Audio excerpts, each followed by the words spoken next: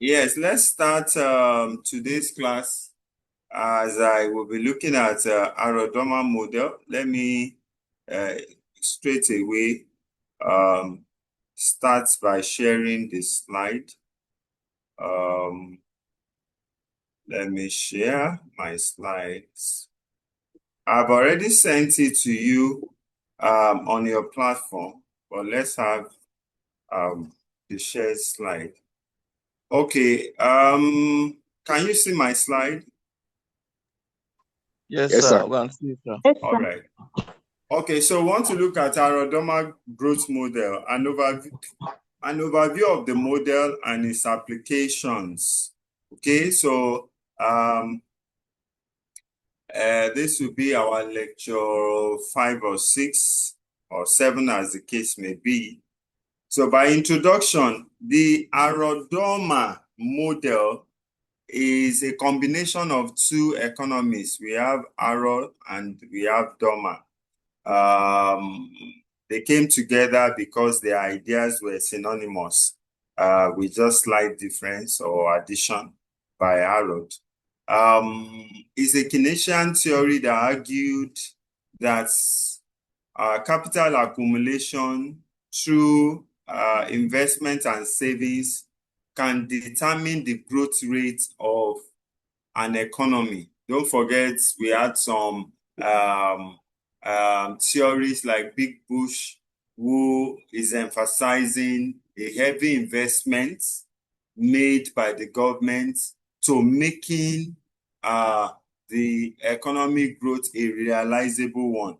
But now they are saying that Harrod and Dormer are saying that the capital accumulation can actually bring about economic growth through the private sector. And that can come by virtue of investments and rigorous savings. Okay? It explained that the rate of economic growth is directly determined by the national savings rate and what we call the capital output ratio. And that is the way machines are used to give him a good output or a good level of output. And that's what you call efficiency of capital usage. So the rate at which machines are used, automations are made to bringing about productivity. That is what Arodoma is saying, that this can determine the growth rate of an economy. Now, the Arodoma model further explained that the demand and the supply side of investment, that the investment has the demand side and the supply side. On the demand side, it explained that investment creates income and also generates aggregate demand. That the more you invest, the more there is possibility of returns coming from the investment, and that will generate income. And then the output of the investment can bring about or yield aggregate demand. That's on the demand side. And on the supply side, he also believes that the more you invest, the more the nation experiences capital stock. That is the bundle of investable funds that can be used for further investment, which will augment the productive capacity. So they believe that investment has both the demand side and the supply side, and both of them must interact together in order to bring about economic variables in Dormar's model. Dormar was the initiate of this model, and he came up to say that G is a function of S and V, such that G is equal to S over V.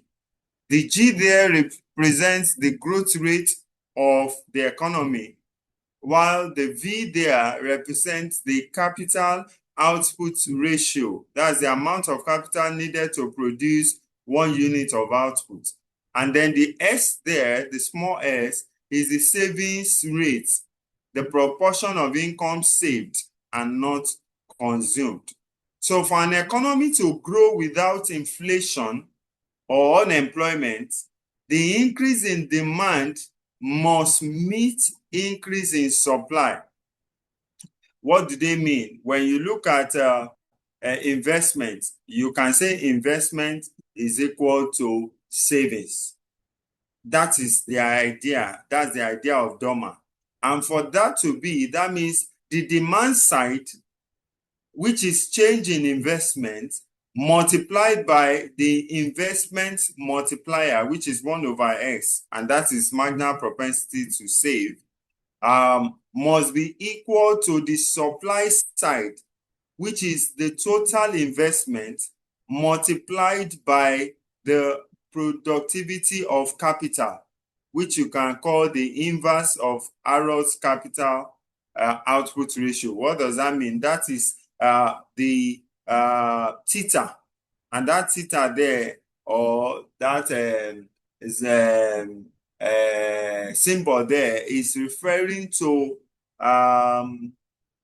the inverse of the productivity of capital, which you can call marginal productivity of capital. So when you multiply the total investment multiplied by the marginal productivity of capital, then you can have the supply side. So when the demand side of the investment equates the supply side, Dormar believes that that is when the economy is in equilibrium. And he believes that the growth rate is determined by the savings rate divided by the capital output ratio. Now, this model was further exemplified by saying that the growth rate is 1 over V minus 1 over S over K, where the I over V minus S over K, where I is the level of investment, V is the capital output ratio, S is the savings rate, and K is the capital labor ratio. And this is the one that Dormar introduced later. Harrod introduced later. Harrod introduced the capital labor ratio. Okay. Now, Harrod's contribution. Harrod expanded the model by identifying 3 distinct types of growth rates. You know, Harrod was just looking at it as one synonymous growth rate, but Dormar was looking at it as one synonymous growth rate. But Harrod now said we have 3 types of growth rates. We have the actual growth rates, the warranted growth rate, and the natural growth rate. And he said for actual growth rate, it is the real observed increase in national income based on actual savings. The real observed increase in national income based on actual savings. That's the actual growth rate. While the warranted growth rate is the growth rate required to utilize existing productive capacity fully, ensuring that businesses are satisfied with their investment. While the natural growth rate is the maximum growth rate an economy can sustain based on the population expansion and technological progress. So Harrod is saying that, okay, and the growth rate can be looked at from these 3 different levels: the actual, the warranted, and or 3 different perspectives, and the natural growth rate. Now, what are the assumptions of Harrod model? Because that is the basis of its application. That is the basis of the criticisms. Now, it says the economy operates, number 1, under constant return to scale. So the Harrod-Dormar model believes or assumes constant return to scale. And in reality, that is an heavy criticism. Now, number 2, full employment is assumed and there is no involuntary unemployment. Involuntary unemployment. If you bring that application to Nigeria, Dormar may not have a relevance, because you cannot say we are experiencing near full employment. We are not even near full employment at all. Okay? Now, there is no technological change in the model. So, the world of automation, the world of robotics, the world of machine learning and AI has not been considered in the Dormar model. So, they do not consider technological change.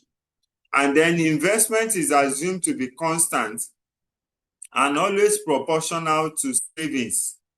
And now this means that the amount that household and business plan to save always equals the amount that firms plans to invest. That's also another major criticism. Is it in reality, can we have savings equals to investment, especially when the economy is open?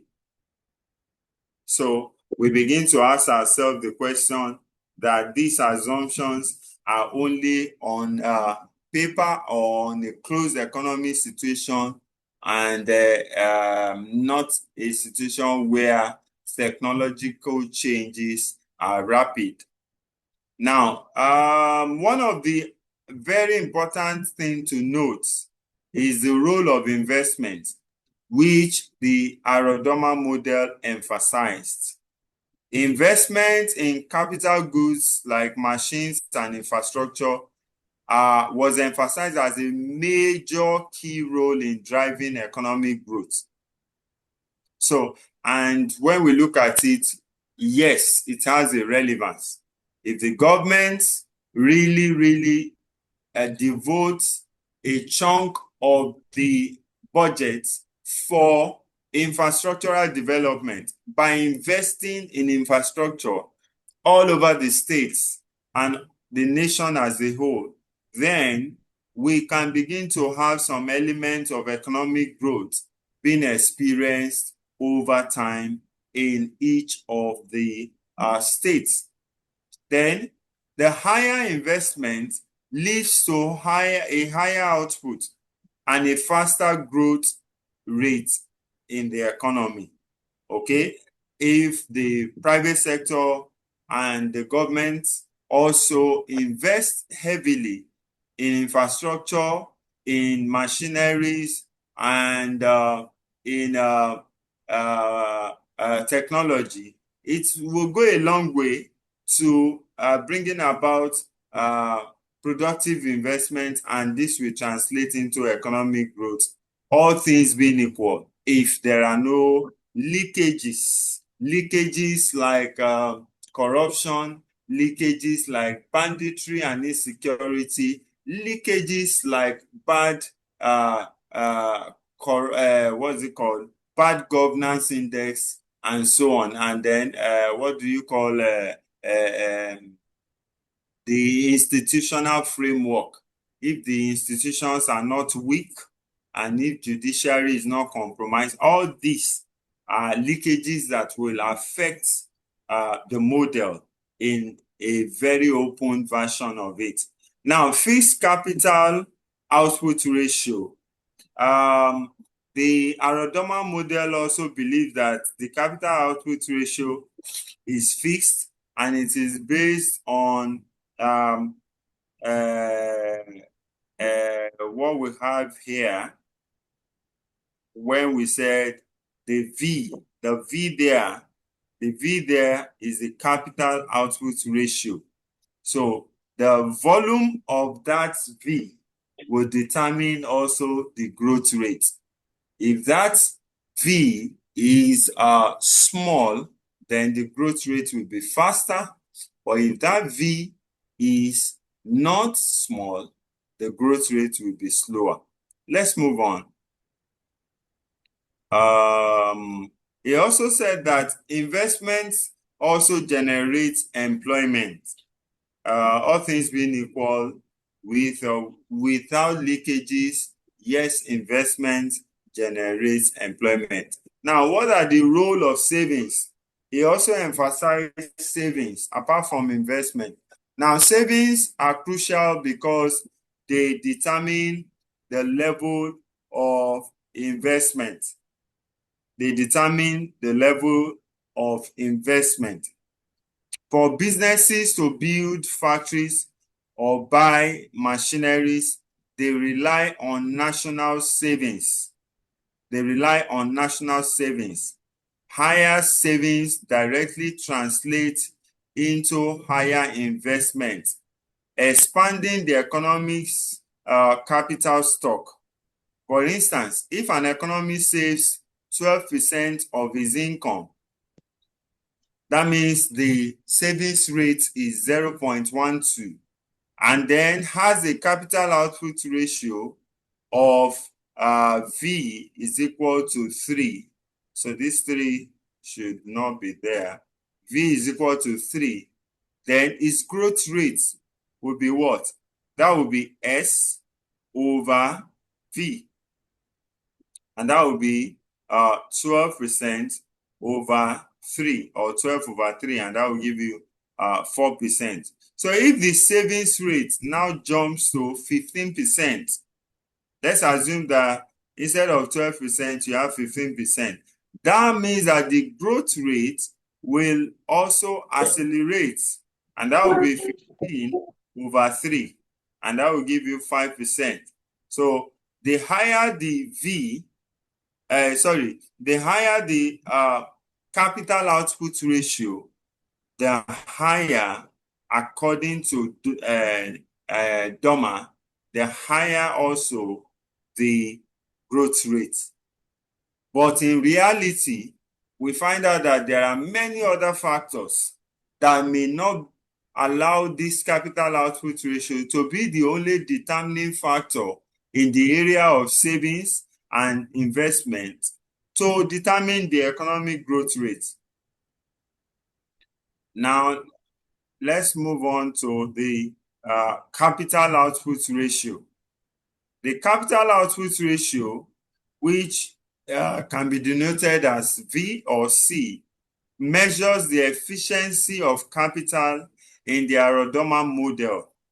It represents the number of units or capital required to produce a single unit of economic output. So you can say V is K over Y, where that your K is capital stock and then your Y is the total output. So the capital output ratio V indicates how much capital is required to produce 1 unit of output. So if you are talking about the level of capital invested to produce an output, that is the V, and it is the K divided by Y. So it will give you the capital output ratio. A lower capital output ratio means the economy can grow faster with less capital. If the capital becomes more efficient, that is, the V will decrease and economic growth will increase for the same level of savings. Now, let's apply this. So if you have a lower capital output ratio, that means that the level of capital invested to bringing about an output, if it is lower, it means that the economy is capital efficient. That means there is no breakdown in the production process. The machines are utilities or are well utilized. And with that, then less capital will give rise to economic growth or can make the economy grow. But if the capital becomes more efficient, the V there reduces. That's the capital output ratio. It's not expected that the capital output ratio should be high. It should be lower. Once it's lower, economic growth will increase, and then it will allow the level of savings to also increase. That's what it's saying. Now, let's also look at the Harrod's addition to the model, and that is the capital labor ratio. The capital labor ratio. Harrod added this to what Dormar earlier brought out when he said G is a function of S over V. It measures the number of units of labor required to produce a single unit of economic output. The number of units of labor required to produce a single unit of economic output. So labor output ratio is L over Y, where your Y is the output and then L is the labor input. So this ratio is the direct mathematical inverse of labor productivity. If you want to say, okay, you want to look at labor productivity, you first of all divide what they have produced by the number of labor. That is for you to know the efficiency of each of the labor. But in this case, when you now compare that with labor output ratio, you are actually looking at the labor input, the total labor input, divided by the total output, so that you will be able to know how many labor is required. Now, the capital labor ratio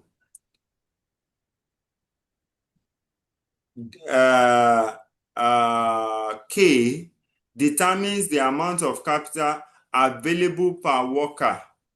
Now, when you compare now, okay, the amount of machines that is available for a labor or for labors to work upon, that will now be the capital labor ratio, which is the small k. And this determines the amount of capital available per worker.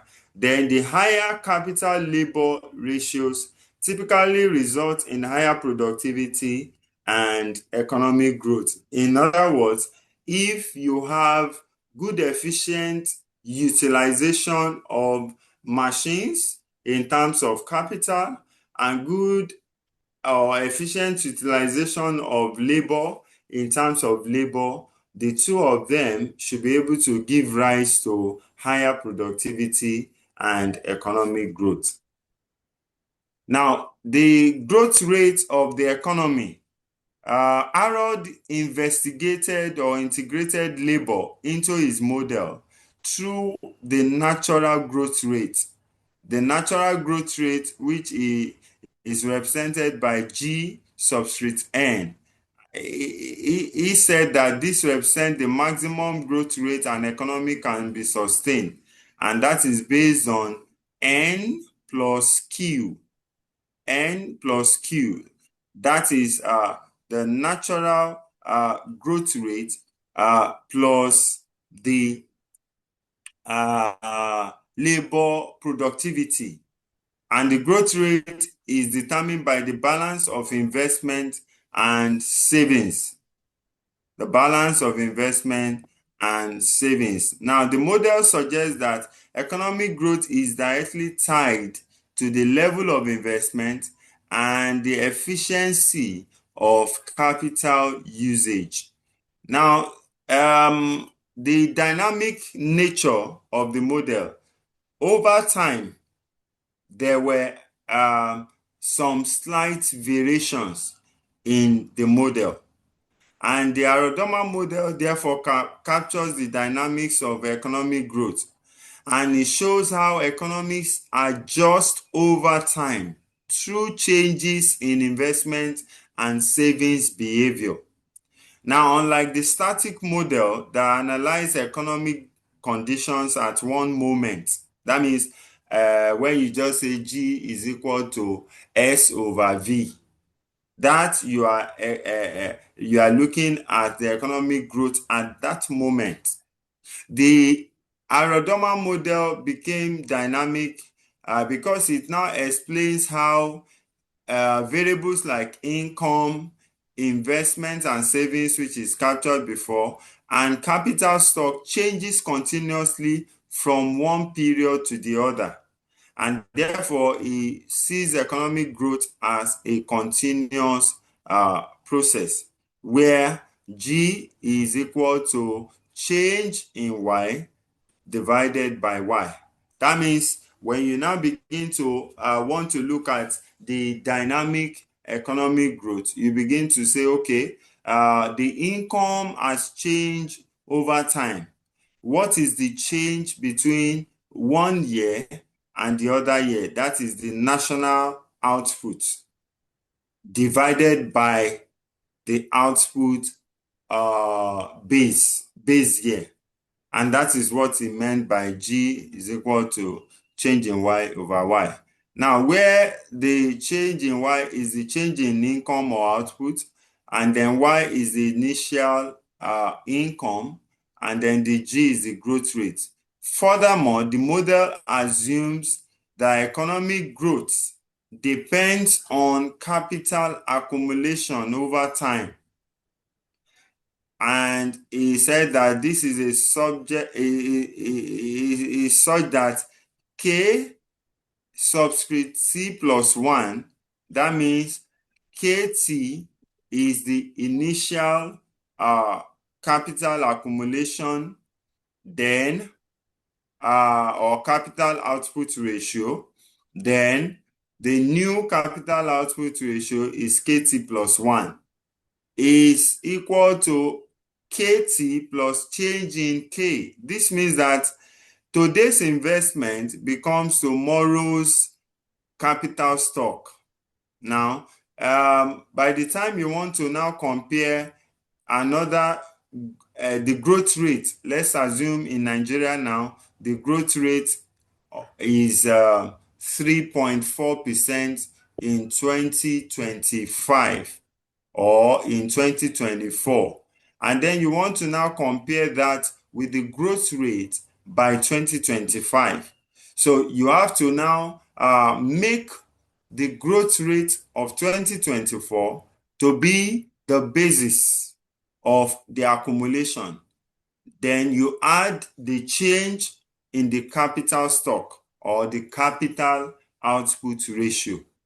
So, and that will be the change in K. So it now means that as capital stock grows, productivity capacity grows. And also, as productivity capacity grows, capital stock is expected to grow. So in the long run, higher, it says that S is equal is also a function of SY. That means S, that's the savings rate, is a function of the marginal propensity to save and the income level. So in the long run, higher current income leads to higher savings leads to higher future investment leads to higher future growth. And this is what you can call the vicious cycle of prosperity. The vicious cycle of prosperity. And this will create a continuous growth mechanism.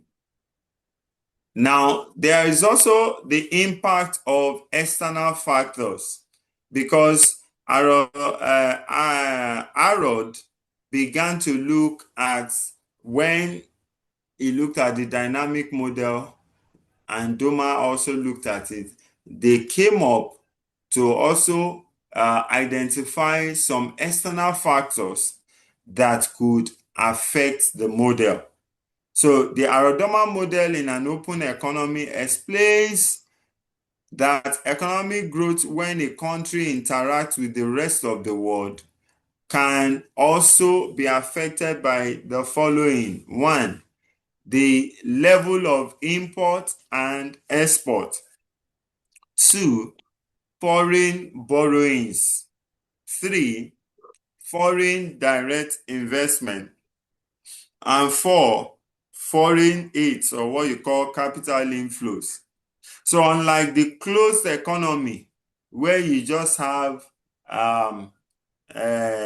Y is equal to savings plus investment is equal to savings, or where you just have Y is equal to consumption plus savings or consumption plus investment, as you have in the aggregate national income.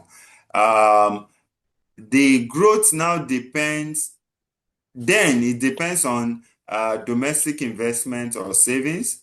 But in the open economy, the growth now depends on both the domestic investment and even the foreign investment, which could come from either import and export, as the case may be from international trade, or even from foreign direct investment, as the case may be through the opening of the external sector or the activities of the external sector. So, what is the impact of this external sector? In the simple AD analysis, you have Y is equal to C plus I plus S minus M. The G is not there because they do not believe in government intervention. So they ignore the impact of government activities, and that's why you have that model as C is equal to C plus I plus X minus M. But in the closed economy, you have S is equal to savings. That's savings is equal to investment. Now, but in an open economy, savings is no more equal to investment. You now have a foreign component, which is coming from the external sector. So you now have S, that savings is plus foreign capital inflow to giving rise to total investment. And this means that investment can exceed domestic savings. So, and if that happens, it is as a result of the foreign resources, or it's as a result of international trade transactions. Now, you can recall that in the closed economy, the HD equation is G is equal to S over V, where that S is savings rate and the V is the capital output ratio. Okay. In the open economy, it will now be I is equal to S plus F. And since we know that the growth rate of of the economy is 1 over V, or what we can call the inverse of the capital output ratio multiplied by the income. Now, if you now substitute that into the open version, you now have G is equal to S, that's the savings rate, plus the F. And what is the F? That is the foreign savings ratio all over the capital output ratio multiplied by the national income. And when you express this, eventually you have in ratio, you have the growth rate in an open economy will now be a function of the domestic saving, foreign savings rate all over the capital output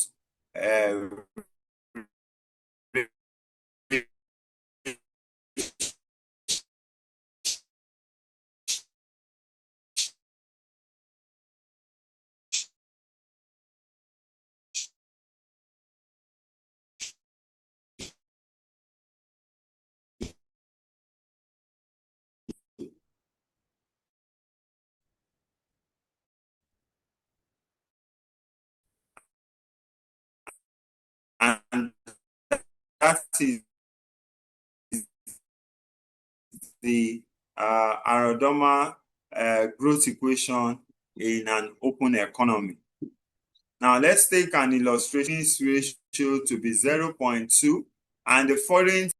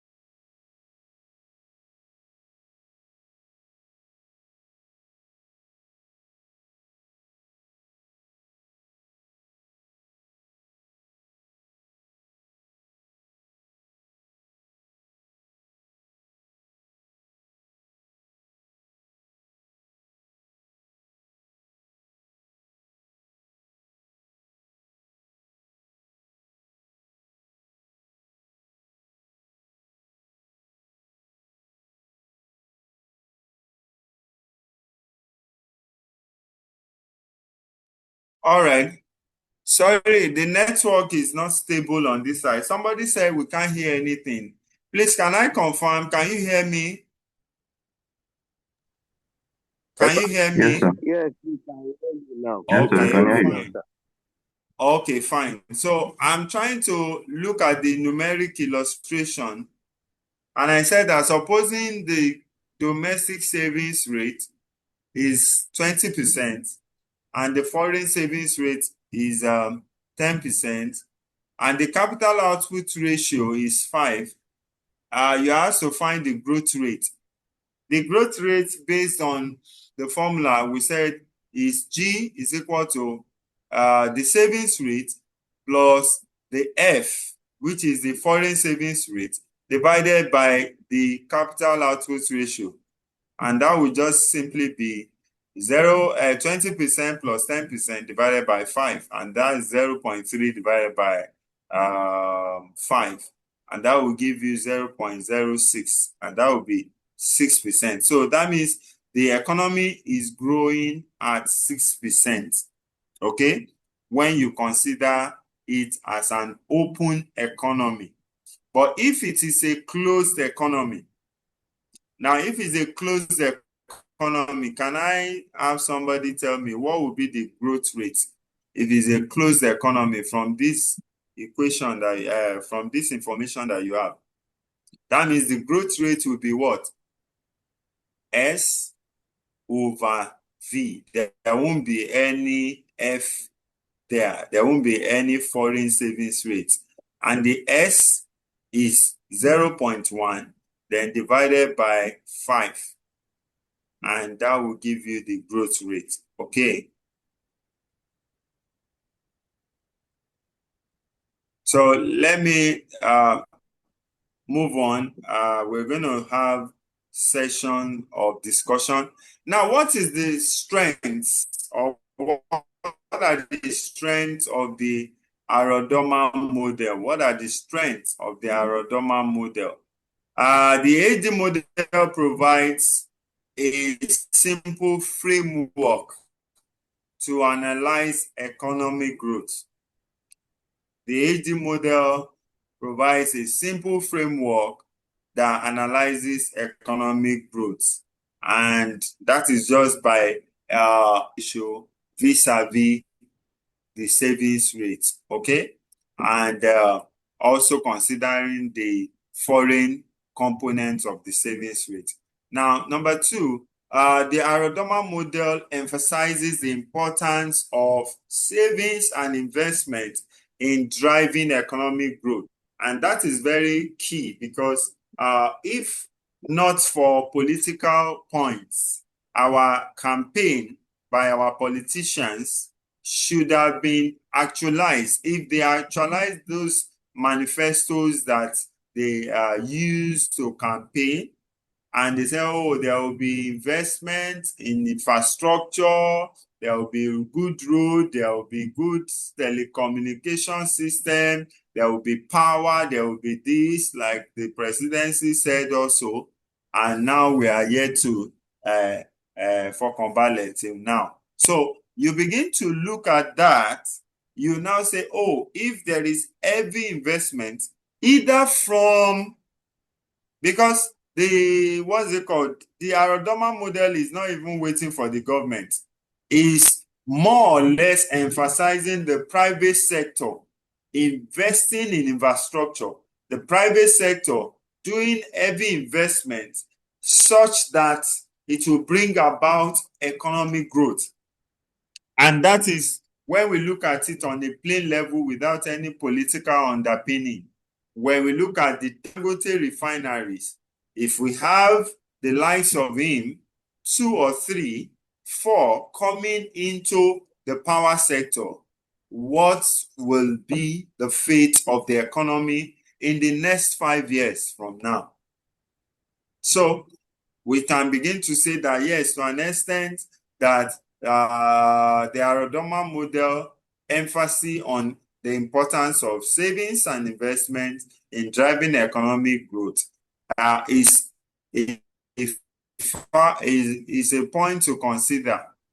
But when you now look at it critically with countries like Nigeria or economies like Nigeria, where there is heavy porousness in the economy, then you now begin to wonder where these investments have gone over the years. Useful for understanding the relationship between savings, investment, and growth, such that growth increases when, one, domestic savings increase, 2, foreign capital inflow increase, and 3, when capital output ratio decreases. Take note of that. Maybe I don't know whether you do. No, you don't bother, but take note of that. Growth when the domestic savings increase, when the foreign capital inflow increase, and when capital output ratio decreases. Now, what are the weaknesses of Dormar? What are the weaknesses of Dormar model? 1, it assumes no technological progress. So you begin to wonder, where is the place of machine learning and artificial intelligence when it comes to productivity? Robotics, where are their places when it comes to productivity? All right, number 2, it says it also ignores factors like human capital and innovation. Yes. And it relies on a unrealistic assumption of full employment and fixed savings rates. And in reality, that is not visible in Nigeria. Now, what are the applications of the Dormar model? The Dormar model is useful in analyzing the growth rate of developing economies, where high investment is crucial for improving productivity and output. The model is useful for developing economies like Nigeria because many countries face low domestic savings, low capital formation, foreign exchange shortages, foreign resources that helps to bridge the savings gap. So the model, is helping to look at our savings rate,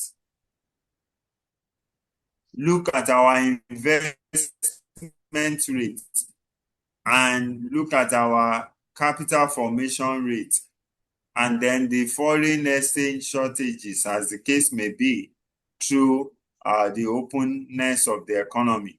So it's very applicable of this model, the Dormar model. Number 1, they have emphasized and advocated that government must focus on increasing investment through savings and foreign capital. But I like to say government and private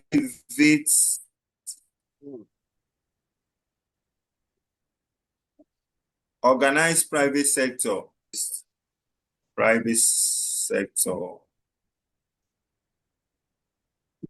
Yes, organized private sector should focus on increasing investment through savings and foreign capital. Number two, they said because the labor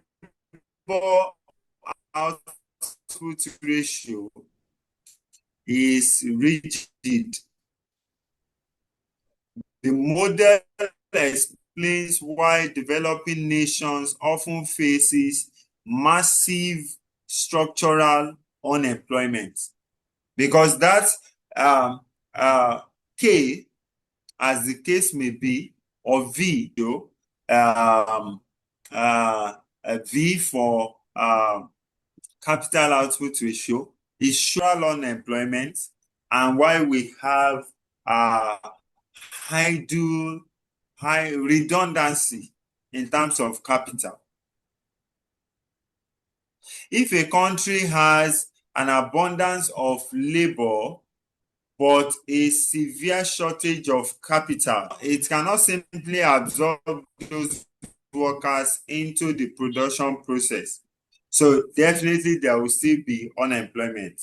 Without the matching without matching capital required by the fixed ratio, the excess labor remains structurally unemployed and underemployed. So therefore, development policies should aim to improve the capital output ratio for faster growth. All right, we are going to conclude so that we can take some questions for the next few minutes, that about 10 minutes we have. So in conclusion, the Arodoma model remains a fundamental. Olaiya, please mute yourself. Thank you. The Arodoma model remains a fundamental tool for understanding economic growth. While it has its limitation, it highlights the importance of investment and savings and in achieving sustainable growth. Modern variations of the Arodoma model has incorporated technology, human capital, and other factors that can impact long-term growth. All right, so thank you very much. Let's have the next 10 minutes to discuss. If you have contributions to make, questions to clarify, please, the floor is open, so you can just signify by the raising of hand so that I can call us. I think now we have how many people? We have about 30 something of us now. So let's have comments. Let's have comments or questions, as the case may be. Kingdom, unmute yourself and speak. Kingdom, wealth, or whatever you call yourself. Unmute yourself and speak, since you want us to see your video. Kingdom, unmute yourself and speak. And if you don't have anything, then shut down your video. There's no need giving us your video. Kingdom, wealth. And please, I have warned very seriously that we should not be using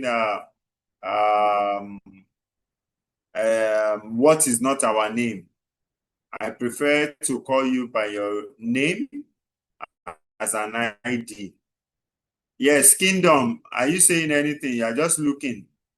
Is it the looking that you need, or to unmute yourself and speak? Yes, I want to hear you. Kingdom, wealth, unmute yourself and speak. Then shut down your video if you don't have anything to say. Yes, is there people who has one or two comments to make? One or two comments to make, yes.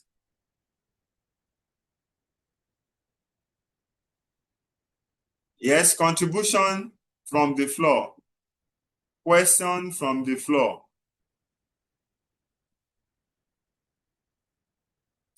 Question from the floor. Let me call people. Is it that we didn't hear or we just muted ourselves and we are busy in the market or on our bed? Ademola, Ademola, Adebiyi, Adeola, Anna, Oluwa.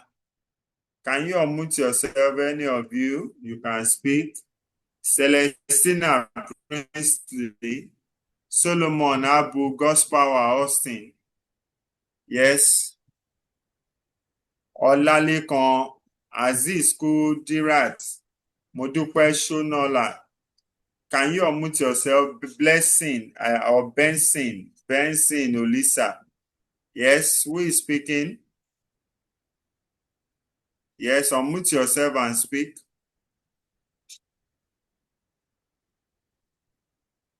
Yes. Any question? Okay, good morning, sir. You're not saying anything. No? Good Good morning, morning. sir. My name is Gospel Austin. I don't know who is talking. Hello, please signify with the raising of hand so that I will know who is speaking. You called my name. That's why I'm speaking, sir. So go ahead. Your name is what? Gospel Austin, sir. God's power. Go ahead. Okay. You said this model. Raise your voice. I can't hear you. You can hear mine. So raise your voice. Yes, I'll take you. Adegoke Adejuigbe. I'll take you. Okay, can you hear me now, sir? Hello, sir. Can you hear me?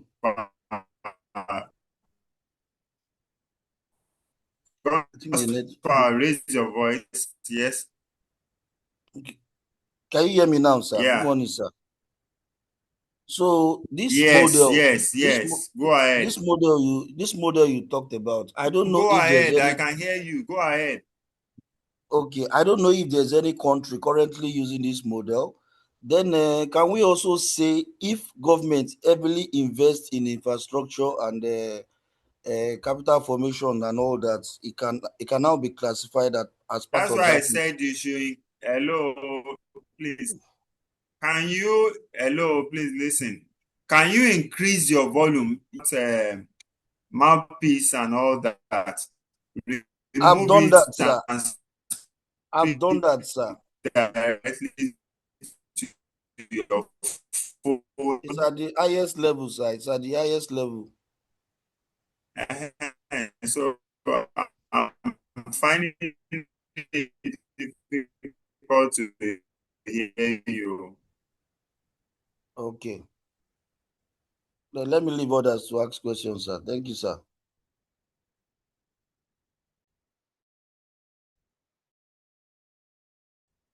Yes, the first one, is there any country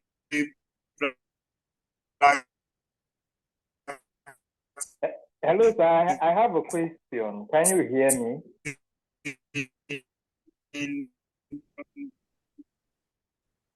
Hello, sir.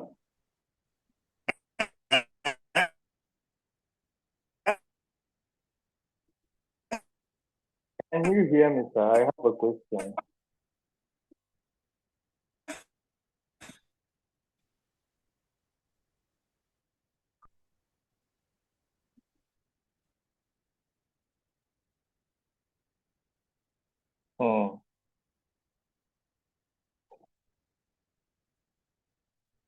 The lecturer left the chat.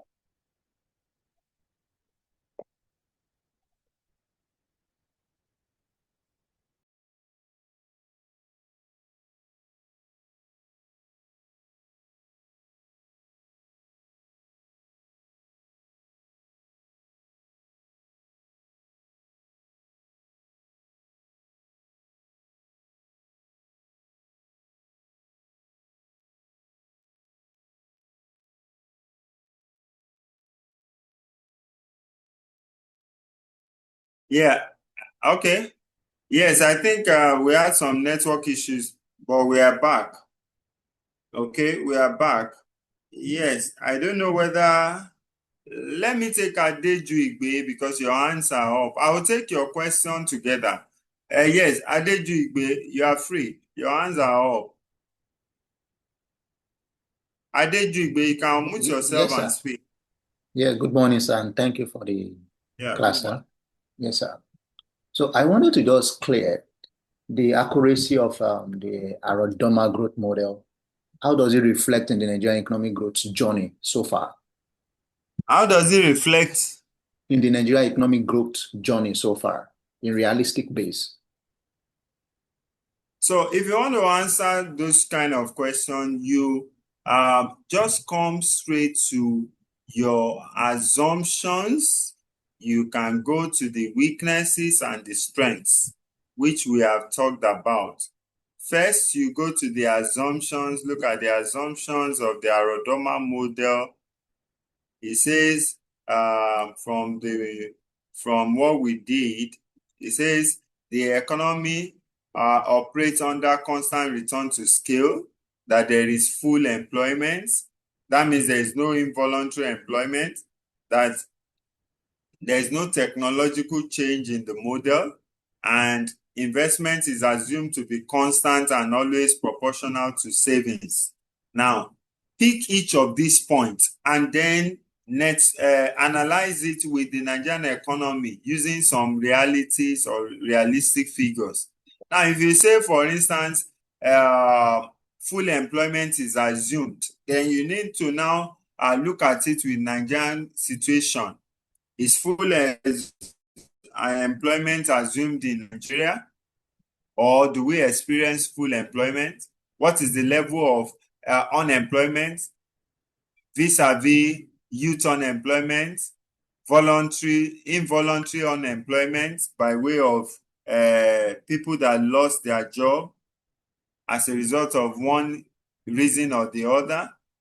So you can now say that, of a truth, in reality, the assumption of the Arodoma model does not hold sway in Nigeria. Likewise, when you look at the no technological change in Nigeria and all over the globe, we have come to embrace, or whether we embrace it or not, artificial intelligence has come to stay. Robotics and the use of robotics in production processes have come to stay.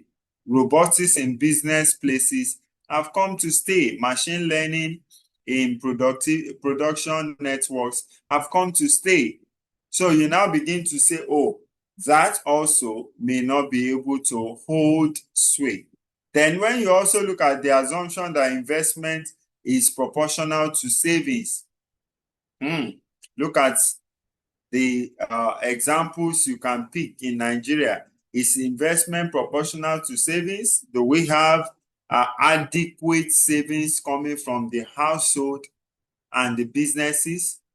Then do we have adequate investment? Is the money value, or what you call the real value of money, is it really taking people home at the end of the month? So how will I be equal to S? Then even when you look at the what's it called now? The capital output ratio, which is the V. In Nigerian context, the government will budget so much for one thing or the other, security votes. At the end of the day, what is the output that we get from this investment in security votes? Then Arodoma is saying that, for the economy to grow, the V must be small. The V must be small, while the S must be increased and the F must increase. But in reality, it's not the case in Nigeria. Despite that, we also cannot take away the good side of the Arodoma model. one good side that the model has emphasized is the issue of investment in infrastructure. So he has emphasized that or advocated for that. So it is left for both the government and the organized private sector. If you look at that slide on the role of investment, and if you look at also what is it called now, the policy implications. It says government and organized private sectors should focus on increasing investment through savings and foreign capital. So you now begin to say, okay, how can the government focus on increasing investment? How can in infrastructure? How can the organized private sector focus on increasing investment in the organized private sector? So you can see that, yes, it might have some assumptions that are not realistic in Nigeria, about 4 or 5 of them that we have mentioned now, but the emphasis on investment cannot be taken away. And he also said that the labor output ratio also should be is rigid, but we now need to look inwards at how to solve the structural unemployment, because the more the rigidness of the labor output ratio, then the more we have the problem of structural unemployment. So it is important for government to look inward and face the hydra of unemployment and inflation. All right. So that will be my comments on that. Any further question? Now, someone also asked that are there countries that are practicing the HD model? So I want someone to attempt that.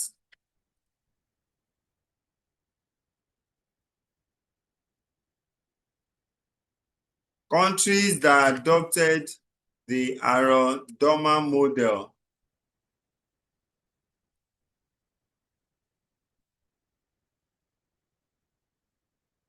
So we have some of them. We have India, we have the Philippines, we have the Dominican Republic, and we have some part of the Western Europe. The Indians are believing, and they have the early 5 years plan in 1951 based on investment in infrastructure. Nigeria also, in the Udoji period, also adopted the HD model by investing in infrastructure. But as at now, or as at the current dispensation, leakages in the economy has not allowed this to be a factor that will drive economic growth. All right. Then you also have the Philippines, the Dominican Republic, some of them, the Western European countries, at one time or the other, also adopted the HD model. Yes. Any other contribution? Adeju Igwe, I don't know if I've answered your question. Yes, sir. Thank you very much, sir. All right. Any question or contribution? We've exceeded by 6 minutes. Any question or contribution? Okay, so thank you very much. I would try to send some questions to your e-tutor. I think I've done that in the past, but I'll also send some further questions to your e-tutor so that it will be placed on the LMS for you to do alongside with Dr. Adidino. All right, thank you very much. Looking forward to the next time of our meeting. Thank you, everyone. Enjoy your weekend. Thank you, sir. All right. Thank you. Thank you. Thank you, sir. All right. Thank you.